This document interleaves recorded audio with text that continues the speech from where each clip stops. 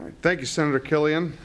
It sounds different to call him senator now, but we know that they have a great legislator up in the Senate. Thank you so much for coming this morning, and I do appreciate all the interest, not just in this bill, but all the bills that are focusing currently around telemedicine. We know that to make sure that our underserved areas are better served, we need to keep up with the technology that is available, and we know that we have a lot of great participants who are willing to make this happen. This particular compact helps streamline existing state-by-state licensing, because we know that with license portability when it comes to physicians, that will help us truly meet that promise of what telemedicine can do in our surrounding states, and particularly for this state. We know that portability is important, and this is the most practical first step that we can take towards license portability. And it's important to remember that this does not affect the rules and regulations that this state, Pennsylvania, can make sure we promulgate in terms of the practice of medicine. Those are left up to the states. This is dealing